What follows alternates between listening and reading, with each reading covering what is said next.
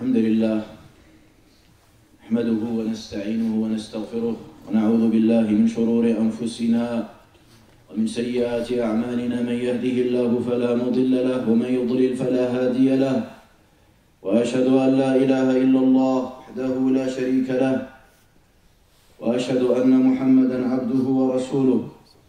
اللهم صل وسلم وزد وبارك على عبدك ورسولك نبينا محمد وعلى آله وأصحابه أجمعين.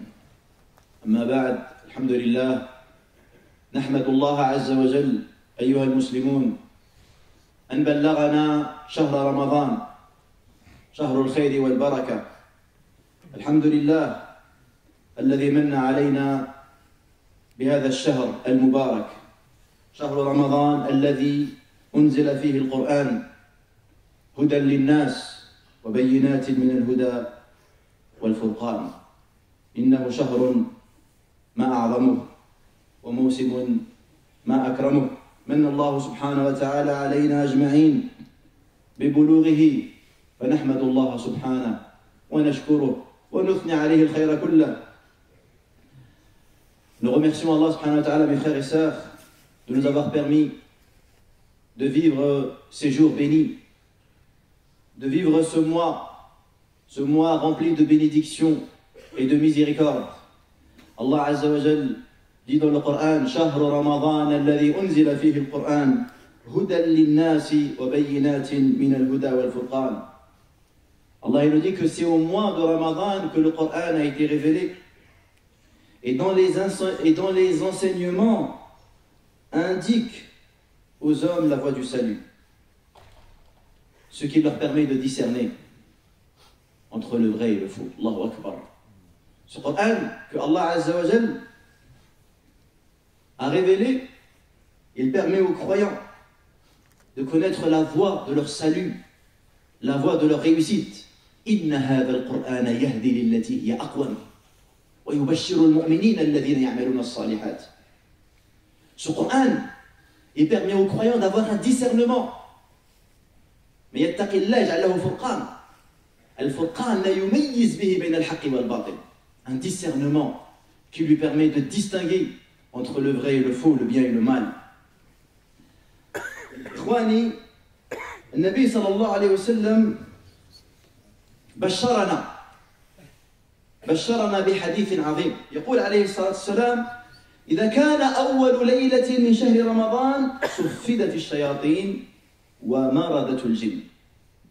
Le prophète sallam nous annonce la bonne nouvelle que quand la première nuit de Ramadan arrive, les démons, les shayatines et les démons les djinns les plus rebelles sont enchaînés. وغلقت أبواب النار فلم يفتح منها باب. Et les portes de l'enfer sont fermées, aucune n'est ouverte. وفتحت أبواب الجنة فلم يغلق منها باب. Et on ouvre les portes du paradis, aucune ne reste fermée. Regarde l'insistance. وينادي مناد يا باغي الخير أقبل ويا باغي الشر أقصر ولله عتقاء من النار وذلك كل ليلة.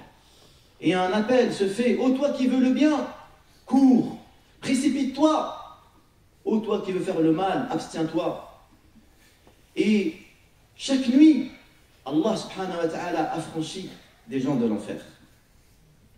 Wallah, hadith azim, ayyuha al-ikhwa.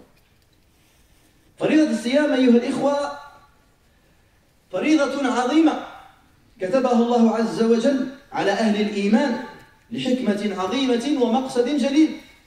La prescription du jeûne est une obligation éminente, importante, que Allah Azza wa Jal a prescrit aux gens de la foi pour réaliser de nobles objectifs. Ya ayyuhalladhina amanu, ô vous qui avez la foi, kutiba alaykum as-siyam, le jeûne vous a été prescrit, kama kutiba ala alladhina min qablikum, comme il a été prescrit à ceux qui vous ont précédés. Regardez la rahma d'Allah. Regardez comment Allah subhanahu wa ta'ala, il réconforte les croyants. Et vous n'êtes pas les seuls à faire le jeûne. Il nous informe que les croyants qui nous ont précédés à travers les siècles et les siècles, tous, ils ont observé également cette pratique que nous observons actuellement. Kama kutiba ala alladhina min qablikum. Rahmatullah, parce que le jeûne il est difficile. Regardez comment Allah nous réconforte, comment Allah Azza wa Jal, la rahma, la bienveillance divine. Kama kutiba ala alladhina min qablikum. La'allakum tattaqun, afin que vous atteigniez la piété. هنا سؤال ينبغي أن يسأله المسلم. هل كل صائم يحقق هذه التقوى؟ هل كل صوم يثمر التقوى؟ أم أن الصائمين يختلفون في ذلك اختلافا كبيرا؟ La question qui se pose, c'est est-ce que tous les jeûneurs vont réaliser la piété? Est-ce que tous ceux qui vont observer un jeûne, le jeûne va générer chez eux cette vertu cardinale, cette vertu importante qui est la taqwa? Et bien quand on regarde les textes, quand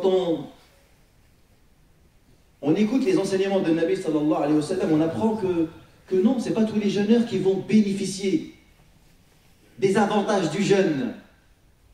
Dans un hadith rapporté par Ahmed, Nabi sallallahu alayhi wa sallam dit كم من صائم ليس له من صيامه إلا الجوع وكم من قائم ليس له من قيامه إلا السهر. Il nous dit combien de jeûneurs n'auront de leur jeûne que la faim, et combien de priants ils n'auront de leur prière que l'insomnie. Donc on voit bien que ce n'est pas tout le monde qui va récolter les bénéfices du jeûne. Et ceci, bien évidemment, le musulman qui veut la réussite pour sa personne. Le musulman qui ne veut pas passer à côté des occasions. Regardez dans la dunya, quand on passe à côté de certaines occasions, parfois pendant plusieurs jours, il y a ce sentiment de remords et de culpabilité. Parce que tu as raté une affaire, il y avait une voiture que tu as trouvée sur le bon coin. Tu as dit, ouais, je vais la prendre, c'est bon. Je rentre à la maison et je l'appelle. Tu es rentré à la maison et te dit, la voiture, elle a été vendue. Pendant des mois, t'en parles, pendant des mois, à tes copains, à tes amis. Je suis tombé sur une affaire, j'étais à 2 doigts d'avoir cette maison. J'étais à 2 doigts d'avoir cette voiture. Qu'est-ce qui m'a pris de ne pas avoir fait vite, etc. Alors que c'est que de la dunya. Et tu ne sais même pas ce que c'était un bien d'avoir cette voiture. Ben avec cette voiture-là, tu allais mourir dedans, toi et tes enfants.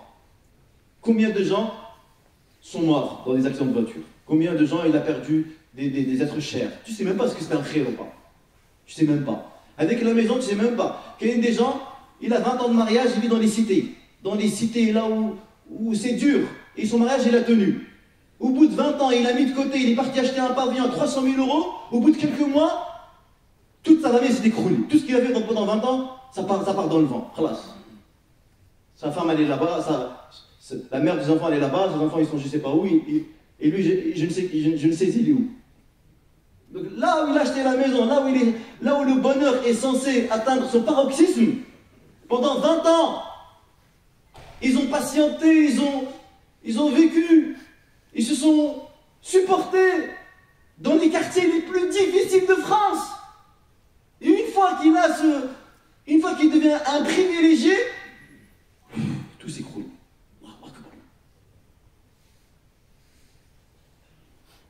Mais que dire quand tu rates des occasions qui vont déterminer ton éternité? Une femme, tu peux en trouver une autre. Tu peux refaire ta vie. Et bien là que même sa vie ou ta vie sera meilleure qu'avant. Mais quand on passe à côté des occasions qui vont nous permettre de purifier notre âme, de mériter la demeure du salut, d'accéder dans ce paradis que Allah Azza wa Jal a préparé de ses propres mains, que Allah il a embelli pour ses bien-aimés, et qui Allah Azza wa Jal a décrit dans ses nobles livres, afin de réveiller les cœurs, afin de stimuler ceux qui cherchent l'agrément de leur Seigneur. J'ai préparé pour mes serviteurs pieux ce que nul œil n'a vu, ni esprit n'a imaginé, ni oreille n'a entendu. Qu'est-ce que ces propos provoquent dans un cœur qui est rempli par la foi et la certitude, un cœur qui est constamment lié à l'au-delà, quelle que soit la catastrophe, quelle que soit l'épreuve qu'il subit dans ce bas monde, elle est insignifiante par rapport à celle de l'au-delà. la vie n'est que éphémère. La souffrance n'est que de courte durée.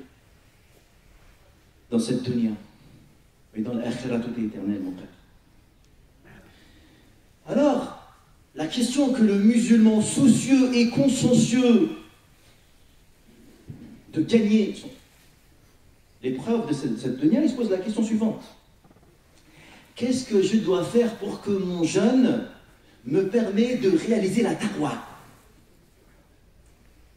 ما الذي إذا فعلته تحقق لي بصيام تقوى الله عز وجل وفزت بخيرات الصيام وببركات الصيام وبأجور الصيام. Quelles sont les actions que je dois faire pour mériter tous ces fruits louables? La première, bien évidemment, c'est qu'on s'efforce, mes frères, d'être sincère, de faire pour Allah. On ne jeûne pas parce que c'est la mode, parce que les autres y jeûnent, ou pour pas que les gens nous critiquent. Là, تصوم وأنت مخلص لله. صيام لا رياء فيه ولا سمعة. Un jeûne qui n'a pas d'ostentation. من صام رمضان إيمانا واحتسابا. Le dit Nabi sallallahu alayhi wa sallam. Celui qui jeûne Ramadan avec foi et en espérant la récompense. غفر له ما تقدم من ذنبه. Deuxièmement, le jeûneur, il doit s'efforcer de préserver son jeûne. Et là, parce qu'il y a plein de choses qui vont abîmer le jeûne. Tu sais, le jeûne le plus facile, c'est de ne pas manger, de ne pas boire. C'est ce qu'il y a de plus facile à faire. Le plus dur, c'est de faire jeûner tes yeux, de faire jeûner ta langue, de faire jeûner, de t'abstenir, de t'éloigner des péchés, des désobéissances. Il est là, le jeûne le plus difficile. Et c'est là où les gens se distinguent énormément, parce que tous les musulmans ne mangent pas, ne boivent pas, du Fajr jusqu'au Maghreb. Mais comment on passe la journée? Là, il y a une énorme différence. Le fait de ne pas manger, de ne pas boire, on se ressemble tous, dans n'importe quel pays. Tous les musulmans, leur jeûne, il est pareil, ils ne mangent pas, ils ne boivent pas. Ça, c'est l'aspect visible. Mais sur le plan, justement, de délaissement des péchés, d'accomplissement des bonnes actions, de cultiver la taqwa dans le quotidien à travers le dhikr, la lecture du Coran, fréquenter les mosquées, etc. Et bien là, il y a une grande différence, mes frères et mes sœurs, entre la qualité du jeûne des uns et des autres. نسأل الله سبحانه وتعالى أيها الإخوة بمنه وكرمه أن يعيننا على ذكره وشكره وحسن عبادته وأن نصوم لله عز وجل كما يحب ويرضى. قولوا ما تسمعون واستغفر الله.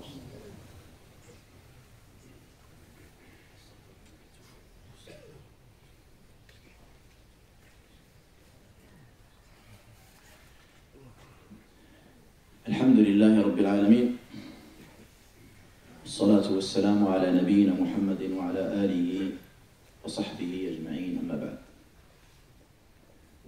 ويتفاوت الصائمون أيها الإخوة في صيامهم تفاوتا عظيما بحسب تحقيقهم للصيام كما ذكرنا وبحسب تحقيقهم لذكر الله عز وجل.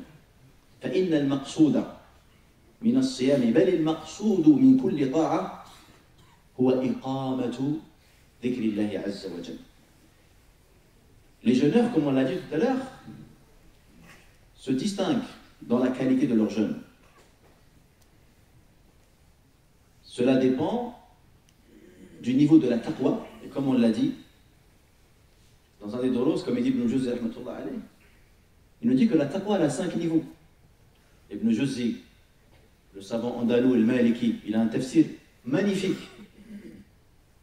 Quand il fait le tafsir de Sourate Al-Baqarah, dans les premiers versets, il dit que la taqwa a 5 niveaux. Il y a le premier niveau que tous les musulmans ils ont, c'est la taqwa qui te permet de délaisser la mécréance. Et ça c'est maqam al-islam. Ça c'est le minimum de taqwa pour être musulman. Anta muslim, tu te soumets à Allah Azza wa Jalla. Sami'na wa ata'na. Celui qui n'a pas ça, c'est un kafir. Il est incroyable. Ça c'est le premier niveau. La taqwa qui fait de toi musulman. Et ça, tous les musulmans, ils ont ce niveau de taqwa. Deuxièmement, il dit la taqwa qui te permet de délaisser les péchés. La maqam al-tawba, les repentants. Les gens, dès qu'ils font l'erreur, ils se repentent. Ils ne cherchent pas à justifier ou... Ils essayent d'oublier, non. وَإِذَا فَعَلُوا فَاحِشَةً أَوْ ظَلَمُوا أَنفُسَهُمْ ذَكَرُوا اللَّهَ فَاسْتَغْفَرُوا لِذُنُوبِهِمْ وَمَنْ يَغْفِرُ الذُّنُوبَ إِلَّا اللَّهُ وَلَمْ يُصِرُّوا عَلَى مَا فَعَلُوا وَهُمْ يَعْلَمُونَ. Allah, quand il parle de son prophète, Ayyub dit, Allah subhanahu wa ta'ala dans le Coran, innahu awwab, il parle d'un de ses prophètes, il dit, il était repentant, awwab, kathir al-ruju' ila Allah. Ça c'est le deuxième niveau de taqwa. Troisième niveau de taqwa, c'est la taqwa, écoute bien, qui te permet de délaisser les ambiguïtés, shubuhat. Yani toi, tu n'es pas sûr que c'est haram, mais tu délaisses. Yani Wahad, par exemple, il a de l'argent, tu sais qu'il a 50% de halal, 50% de haram. Il te donne un cadeau. C'est pas interdit d'accepter, parce que toi, tu te dis ce cadeau-là, il peut provenir des 50% du halal, il peut provenir des 50% du haram. Donc en soi, je l'accepte, mais avec la niya de quoi que je prends le halal. Mais Hadam, non. Il a tellement un niveau de droit, il dit la khoyana, t'as shubuhat. Wallah, ma nakul عنده. شفت هذا النبي صلى الله عليه وسلم un jour il n'a pas dormi de la nuit. Sahaba lui ont dit Rasulallah, t'as été touché par une insomnie? Il leur a dit oui. Il leur a dit j'ai trouvé une date que j'ai mangée et puis je ne savais pas est-ce que cette date provenait de la sadaqa qu'on m'a donnée, qu'il devait redistribuer parce que Allah lui a interdit de prendre la sadaqa, ou est-ce que c'était des dates qui provenaient de ma famille?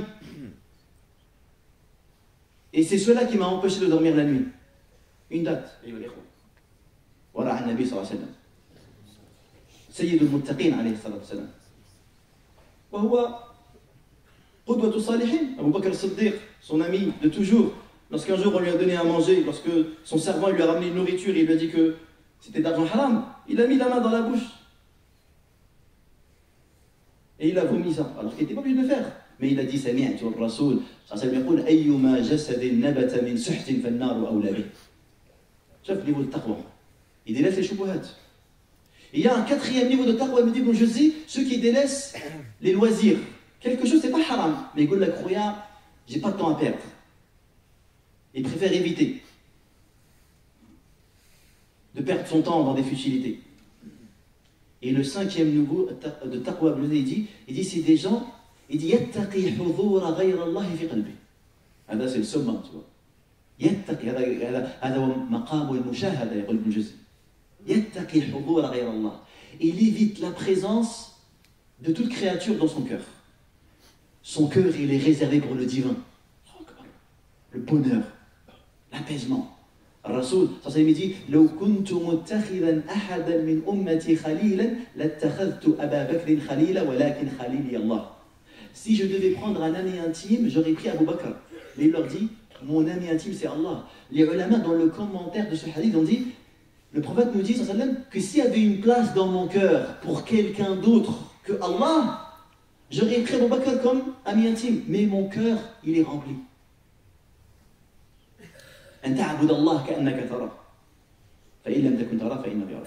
Donc la qualité du jeûne, elle dépend du niveau de la taqwa et elle dépend également de la fréquence du dhikr. Quand on a demandé à Nabi, on lui a dit Ayyu sa'imina a'zamu ajra. On lui a dit quel est le jeûneur qui a le plus de ajr? Il a dit Aktharuhum lillahi dhikra, celui qui évoque le plus Allah. Et on lui a dit Ayyu, et on lui a posé pareil la question pour la prière, qui sont les priants qui ont le plus de ajr? Il a dit ceux qui évoquent le plus Allah. Et on l'a posé la question pour sadaqa, il a dit Aktharuhum lillahi dhikra. Et on l'a posé la question pour. Et à chaque fois il répondait Aktharuhum lillahi dhikra. فلنكثر من ذكر الله عز وجل إخوة. نكثر من ذكر الله، أذكار الصباح والمساء، الذكر المطلق والذكر المقيد وهكذا. Et aussi mes frères, je termine par cela, c'est que tu vois, il y a des gens qui vivent Ramadan en ayant l'intention que Allah les guide après Ramadan. Tu as des gens là, ils te disent bon, quand Ramadan il termine, tous ces efforts là, il va arrêter. Mais tu as d'autres, non. Regardez, Allah, il voit nos cœurs. Il y en a, par exemple, dans Ramadan, il a arrêté de fumer. Il y en a, il ne va plus à la chicha. Il y en a, il ne va plus sur Nico Promo, je ne sais pas quoi, tous les jeunes là, qui sont sur les réseaux paris sportifs, l'argent haram et tout. Il y en a pendant Ramadan, il lève le pied. Mais il attend avec impatience le jour du Eid pour reprendre ses magouilles et ses affaires. Et t'en as d'autres, il vit Ramadan. Ya Rabbi irham qalbi, Ya Rabbi ihdi qalbi. Il est là en train de supplier son Seigneur, Ya Rabbi guide-moi, Ya Rabbi fais que je délaisse toujours le haram, que j'arrête l'alcool, j'arrête la vulgarité, pour tout le temps. C'est pour ça que les ulama ils ont dit, tout acte de bien dans lequel tu veux exceller, toute l'année, et ben augmente-le pendant le mois de Ramadan. Si vraiment tu es sincère, si vraiment quand tu vois des gens que tu considères pieux, tu dis Wallah, j'aimerais bien être comme toi, frère. J'aimerais bien connaître le Coran. J'aimerais bien avoir un comportement comme le tien. J'aimerais bien être patient comme toi. J'aimerais bien être généreux comme toi. J'aimerais bien faire des efforts et être utile pour ma communauté comme toi. Ben, si tu es vraiment sincère, tu as un mois. Tu as un mois pour prouver à Allah Azza wa Jalla ton énergie. Parce que c'est facile pour un homme de faire un effort pendant un temps limité. Le plus dur, c'est de le faire dans la continuité. C'est pour ça que les actions les plus aimées auprès d'Allah sont celles qui perdurent, même si elles sont peu. Pourquoi? Parce que celui qui perdure dans ses actions, ça prouve que ses actions sont le fruit d'un amour sincère pour son Seigneur. Mais par contre, quelqu'un, on lui a diagnostiqué une maladie. Il ne sait pas s'il a une maladie ou pas. Il a un problème d'argent. Ben, tu peux voir quelqu'un pendant une semaine, il vient au Fajr. Parce que c'est ponctuel. Parce qu'il a un problème énorme qui le guette. Et donc, ce n'est pas quelque chose qui émane vraiment d'un amour fort. C'est quelqu'un qui a un intérêt, qui veut que son problème se résout. La preuve, souvent, c'est que ces gens-là, quand la galère elle passe, tu ne vas plus au Fajr. Tu ne vas plus au Jama. Parce que sa maslaha a été réalisée, c'est bon. C'est bon maintenant. C'était pas un cancer, c'était juste une petite fièvre. C'était pas une maladie grave, c'est bon. On lui a pardonné. Et il ne doit pas rendre l'argent, etc. Mais ahabbul a'mal adwamuha, al-insan alladhi yudawim fil amal. Parce que c'est le fruit de son amour. Un amour sincère, pur. Parce que le Nabi sallallahu alayhi wa sallam, il fait des doigts, il dit Rarima anfu mri'in. Qu'il soit malheureux, celui qu'Allah lui permet de vivre Ramadan et il n'obtient pas le pardon. Rarima anfu. Malheur à celui, Allah lui donne l'occasion d'avoir ses parents, il ne profite pas de la présence de ses parents pour se faire pardonner, et malheur à celui, Allah lui donne l'occasion de vivre ces jours bénis. Ces jours où la rahma se déverse en abondance sur les créatures, et lui, il est oisif. Il se détourne. Allahumma ya Rabbal Alamin, وفقنا لما تحب وترضى. اللهم اغفر لنا، اللهم تب علينا، اللهم يا ربنا نسألك بأسمائك الحسنى وصفاتك العلى أن تجعلنا من عبادك الفائزين يا رب العالمين. اللهم إنا نسألك الهدى والتقى والعفاف والغنى. اللهم أعنا ولا تعن علينا، وانصرنا ولا تنصر علينا، واهدنا ويسر الهدى إلينا، وانصرنا على من بغى علينا. اللهم اجعلنا لك ذكارين لك شكارين. اللهم تقبل توبتنا واغسل حوبتنا وثبت حجتنا واهد قلوبنا وسدد ألسنتنا. اللهم إنا نسألك خشيتك في الغيب والشهادة. اللهم إنا نسألك لذة النظر إلى وجهك في غير ضراء مضرة ولا فتنة مضلة. اللهم إنا نسألك الهدى والتقى والعفاف والغنى. اللهم فرج هم المهمومين من المسلمين. اللهم فرج هم المهمومين ونفس كرب المكروبين واقض الدين عن المدينين واشف مرضانا ومرضى المسلمين يا رب العالمين. اللهم حبب إلينا الإيمان وزينه في قلوبنا وكره إلينا الكفر والفسوق والعصيان واجعلنا اللهم من عبادك الراشدين والحمد لله رب العالمين.